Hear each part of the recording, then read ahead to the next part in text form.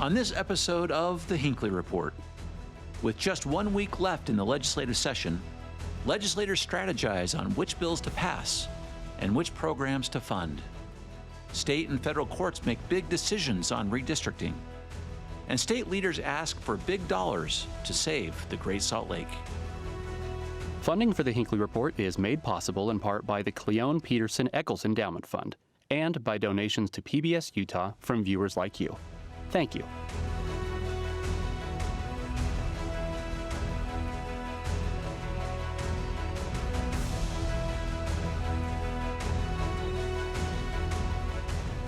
Hello and welcome to the Hinckley Report. I'm Jason Perry, director of the Hinckley Institute of Politics.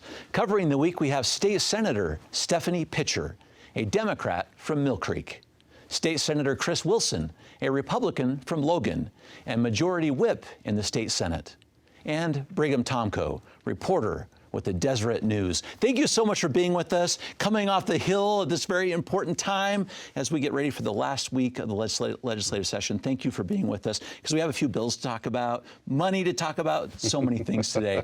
Let's get into the bills themselves. Before we talk about some specific bills, let's talk about the numbers, because there is a record number of bills that have been introduced as of this week. But what's interesting is the number of bills versus how quickly we're getting to them. So Senator Pitcher, let's talk about that for just a second. We have just over 1,000 bills have been introduced. I know you're a person that reads them all, so that's something. Over 1,000 bills, but so far only 169 of them have passed all the way through the House and Senate. Talk about that in terms of the numbers, but also the strategy a little bit, since there are a lot of bills still to be heard. Yeah, there are a lot of bills, and I'm not sure what accounts for the process, why we're going a little bit slower than in years past.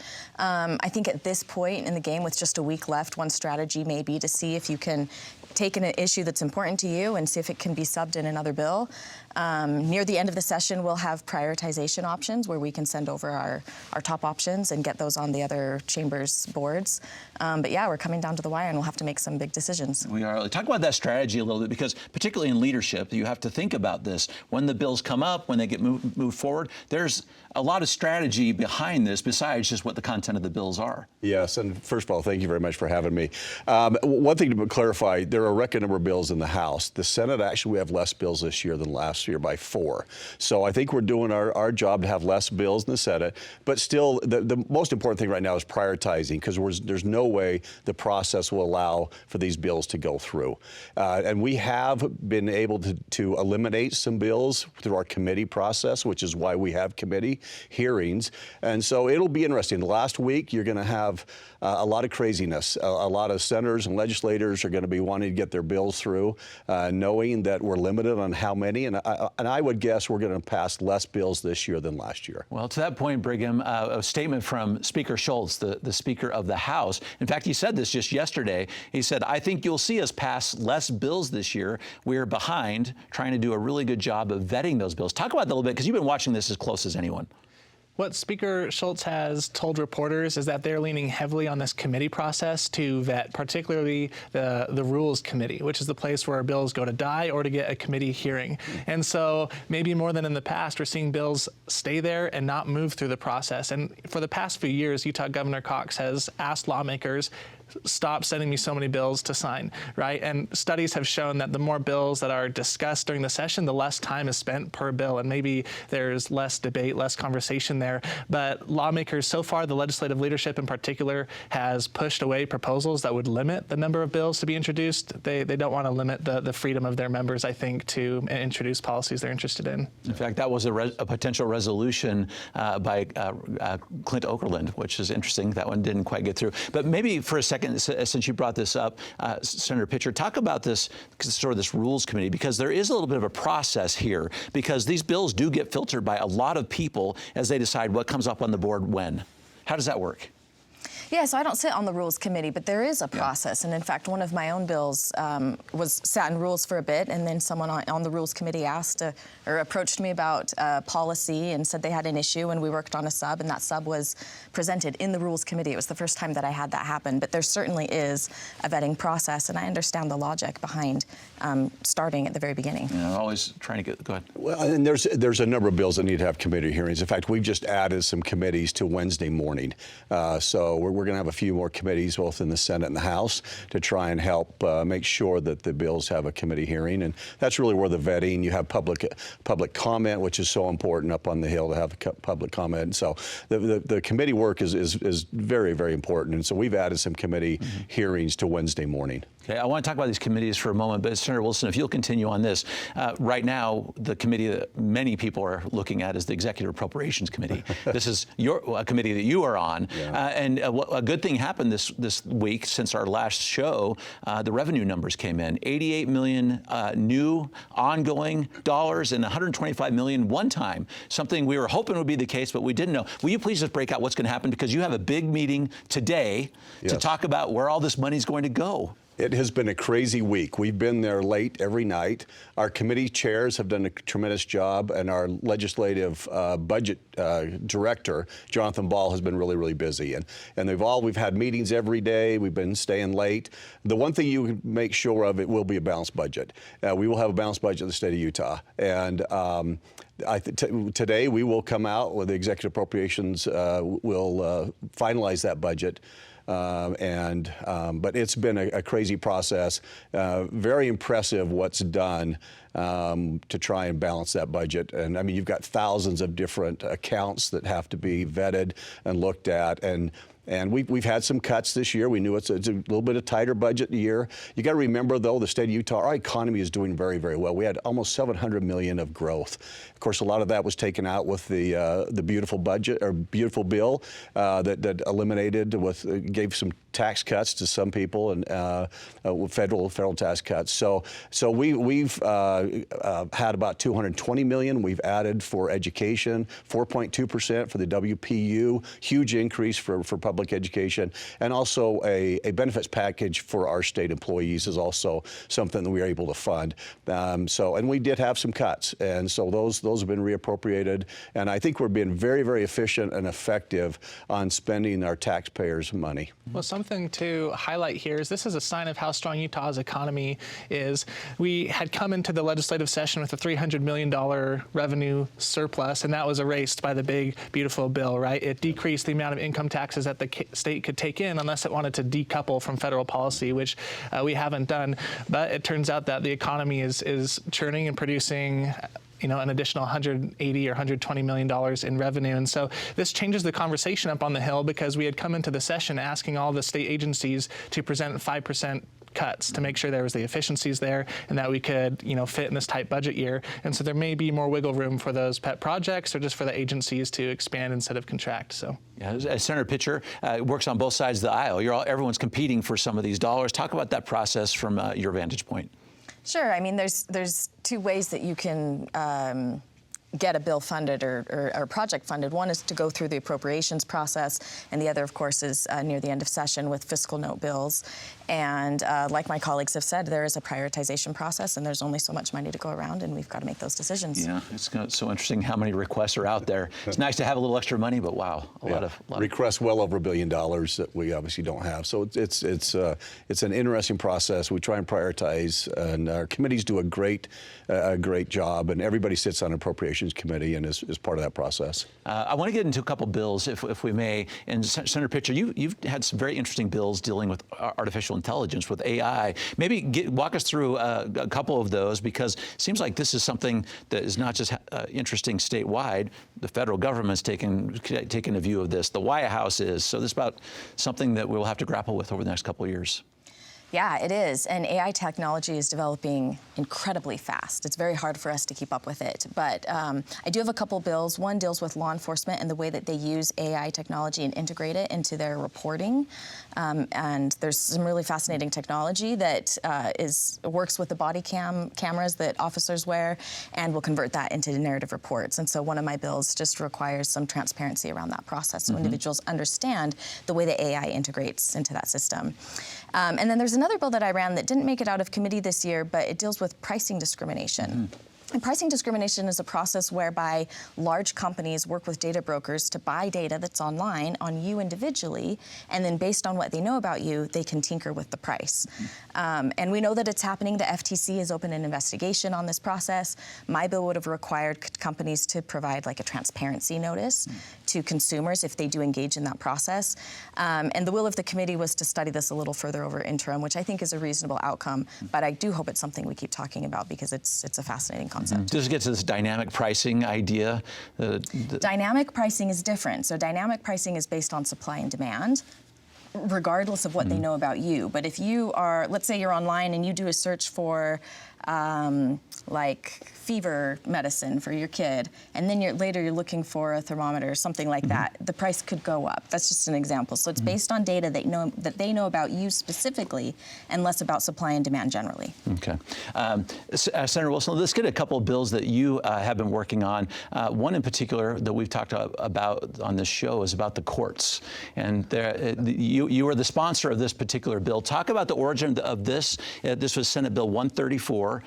It was the first bill signed by the governor, so you got this through pretty quick. Talk about the rationale behind this, where you did increase the number of Supreme Court justices, the Court of Appeals, and the district court judges. Yeah, it was a high priority of both Senate and House leadership.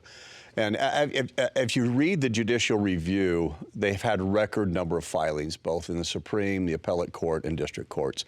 So I think this is a record amount of funding for our courts when you add additional 2 justices to the Supreme Court, the Appellate Court, and 3 district court judges, along with clerks. And clerks, of course, are attorneys that will help with research and also precedent cases. So, I mean, it's I think somewhere around $6 million total. And that from what I can understand, what I've been told, that's the record amount of funding for the courts. And we know the record number of filings with our increase in population. I think it was well justified. We were at 5 Supreme Court justices. The 10 closest states to our population all had either 7 or 9 Supreme Court justices, and the Appellate Court, again, was 7. We think going to 9 was something they really needed with their number of case filings. Brandon, give us some context on this. You've done some great reporting on it.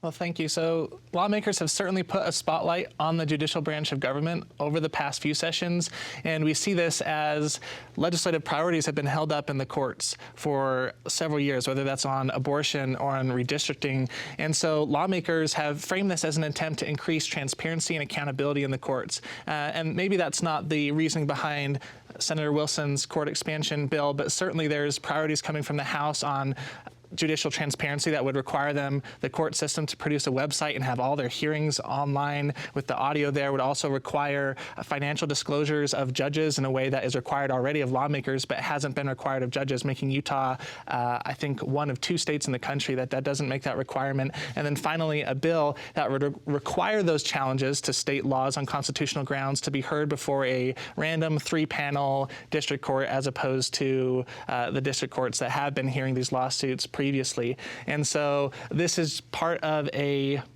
tug of war, I think, between the branches of government. Some see it as a healthy exercise of checks and balances, and then others, maybe the state bar and former Supreme Court justices, have framed this as an attempt to maybe shape the outcomes of these lawsuits. Now, Senator Pitcher, we're all friends, but you voted against this bill.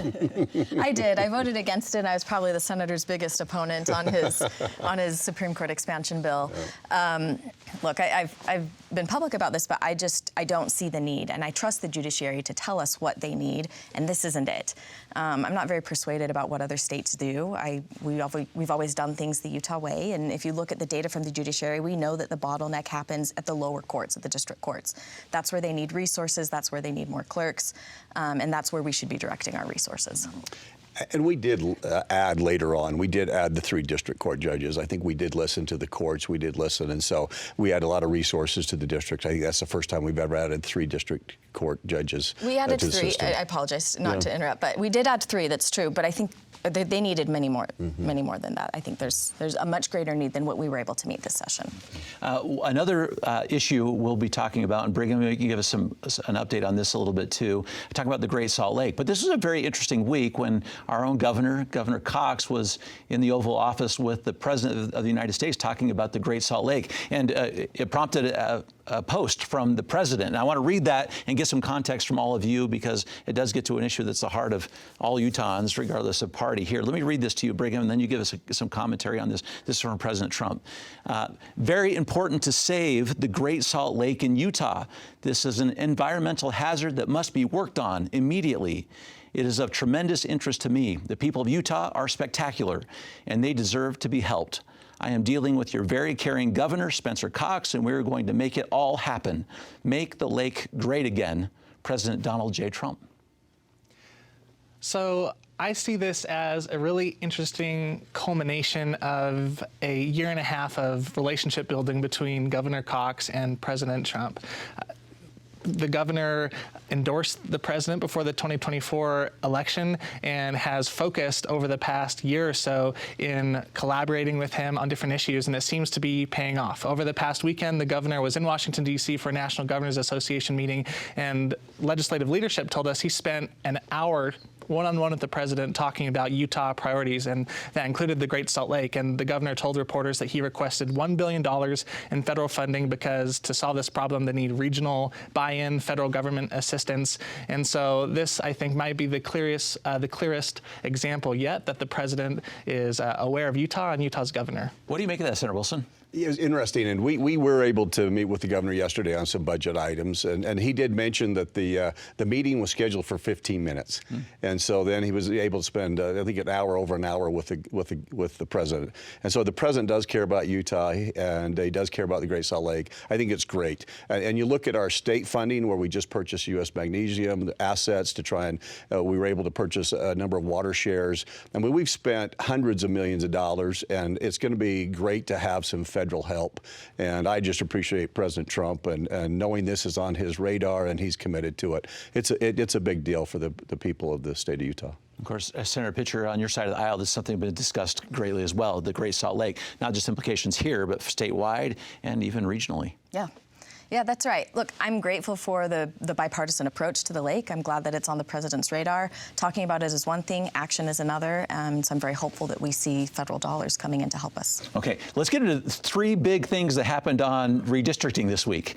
We teed this up a little bit last time, but we have decisions. And Brigham, let's start with first what happened here. The district court was reviewing the case brought by Congressman Burgess Owens and Congresswoman Malloy to try to eliminate the map, the new map that was chosen. A decision just came out this week. Talk about that.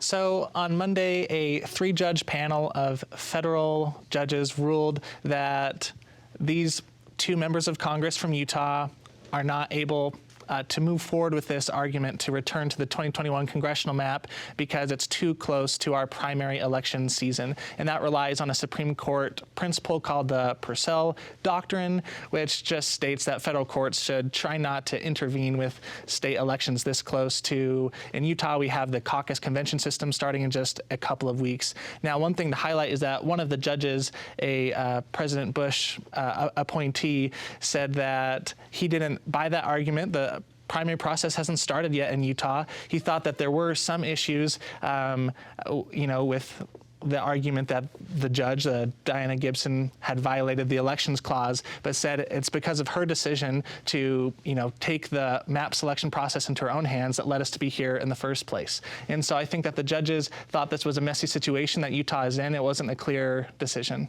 So, some comment on that, Senator Wilson, because these events are coming very quickly, and the court did not want to weigh in on it. It seemed like they maybe were not thrilled that they were even asked to do it.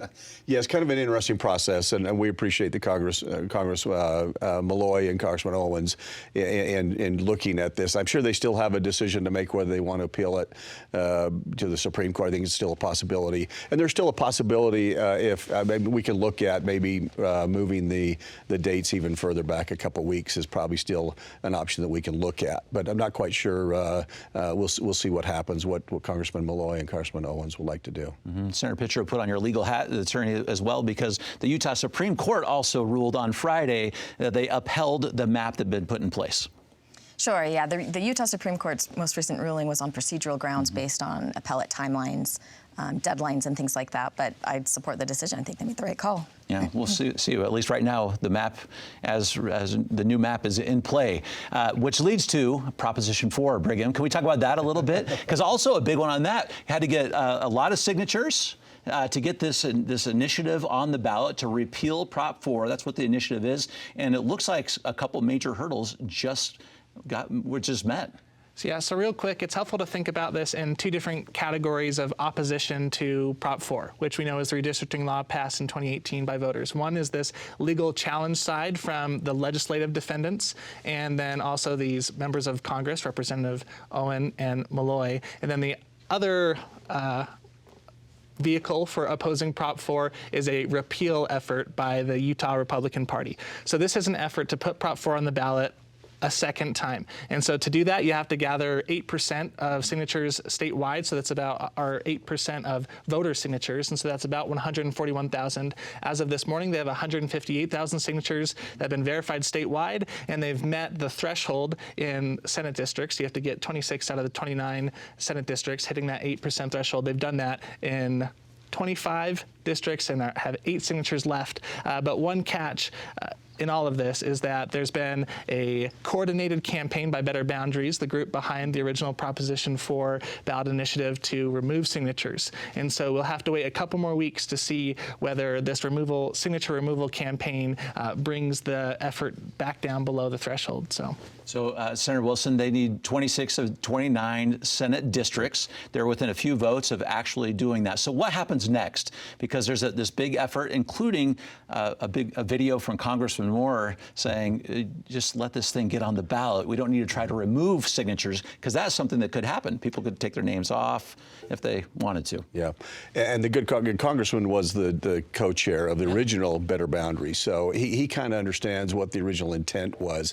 So he is coming out, and it's allowing the public to decide. Originally, the original Prop 4, and now I don't think there's any issue why we shouldn't allow the public to decide. It obviously passed with only 7,000 votes. So we have to go through re-elections. At least Senate, we do every 4 years. The House of Representatives every 2 years. And so we go to the voters to decide. So I think it's very reasonable to go to the voters this time. And it sounds like it's going to be able to be put on the ballot. Mm-hmm.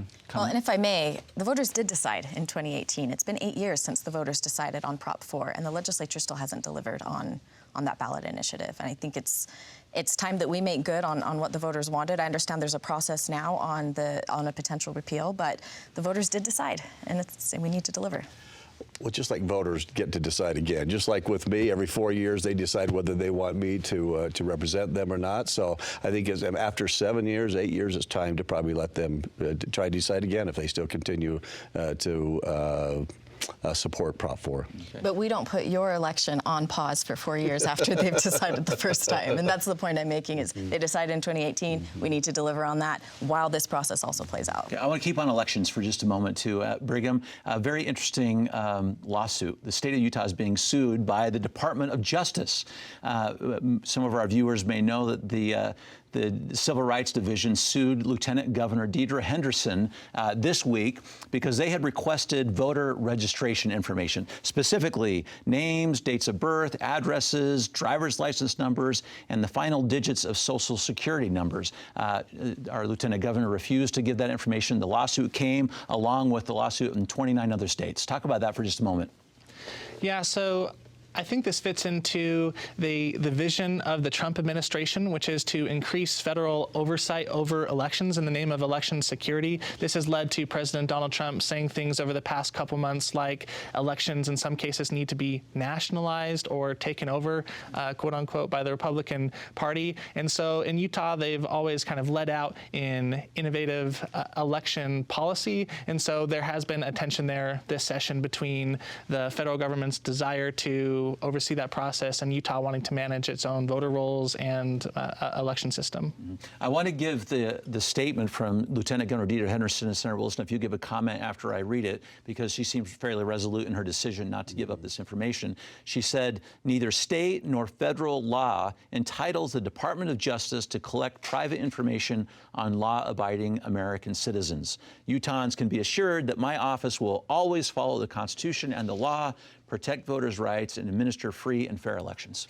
Yeah, and we did also have a conversation with Lieutenant Governor yesterday, was also in our budget meeting, and she did talk about this. And there's been other red states that have been sued, and I don't know how much they're going to pursue this, the Department of Justice, and we do have to be careful. I mean, the Trump administration, and I know we'd all be very, very concerned, or during the Biden administration or another administration maybe in the future, what they could do with that information. So we do have to be careful. And like I said, there's other red states, along with Utah, who have denied, and they have been sued. And I don't see the Department of Justice, I'm not quite sure, but I don't know if they're going to really pursue it. They did file it, but I don't think it's going to interfere with the state of Utah and what President Trump is willing to help us with going forward. Mm-hmm. Senator Pitcher, a comment on that, because of course the administration is saying that this is to make sure the states are adequately maintaining their voter information records. That was the stated purpose in any event.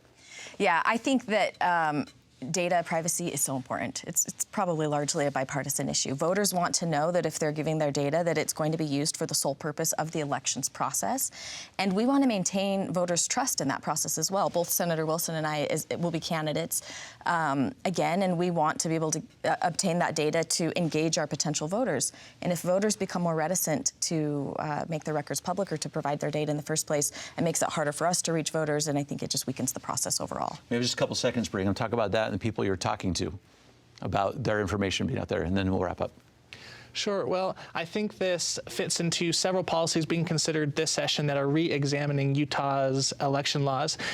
In the past, the default in Utah has been to allow voters to make their information private, and they're thinking about reconsidering that just after the last few election cycles and the complaints that have come from candidates. Okay. We'll watch this one closely. Thank you so much for insights. Good luck the last week of the session. Again, we look forward to reading the stories.